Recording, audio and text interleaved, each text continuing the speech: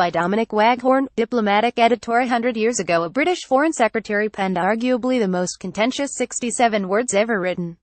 Arthur Balfour was writing to Lord Walter Rothschild, a leader of the British Jewish community. His government, he said, viewed with favour the establishment in Palestine of a national home for the Jewish people and would use its best endeavours to facilitate the achievement of this object. However, it went on, nothing shall be done which may prejudice the civil and religious rights of existing non-Jewish communities in Palestine, or the rights and political status enjoyed by Jews in any other country. Image Theresa May and Benjamin Netanyahu met earlier this year. The letter, which was soon made public, is blamed for launching the process that ended up with the Israeli-Palestinian conflict. Israelis have revered the name Balfour with streets and schools. To this day his declaration is regarded as one justification for the existence of the Jewish state.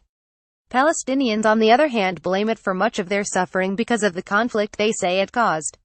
They and their supporters demand Britain acknowledge its part in their ordeal. British Prime Minister Theresa May will say the declaration demands of us today a renewed response to support a lasting peace that is in the interests of both Israelis and Palestinians.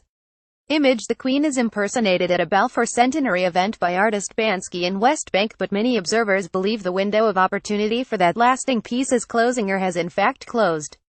The Balfour Declaration is significant for what it partly led to and because of what it said. It strengthened the resolve of Zionists seeking to create a Jewish homeland out of a chunk of territory that was part of the dying Ottoman Empire. The land was called Palestine and Britain had responsibility for it after the First World War. Jews had already bought a lot of the land there, especially around Jerusalem, and continued to do so. Image Israeli security forces stand guard as Palestinian Muslims pray in Jerusalem's Old City. Some organized themselves to use terrorist methods to fight for a Jewish state, blowing up hotels and attacking both military and civilian targets. Arabs who had lived there for generations and would later call themselves Palestinians opposed the creation of a Jewish state. In 1947 the UN tried to mediate between them, proposing the partition of Palestine into Jewish and Arab states. Member states voted in favor 33-13, with 10 abstentions.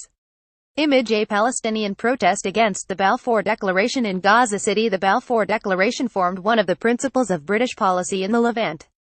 It is also quoted to this day as one of the justifications for the State of Israel, even if Israelis have routinely disregarded and ignored many pronouncements of British government officials when it has suited them since. The Israeli Knesset will hold its special celebratory meeting to mark the anniversary. Some Israeli Arab lawmakers say they will boycott celebrations, while Palestinian leader Mahmoud Abbas has urged the British government to declare the declaration a mistake. The creation of a homeland for one people resulted in the dispossession and continuing persecution. Another, he wrote this week, now a deep imbalance between occupier and occupied.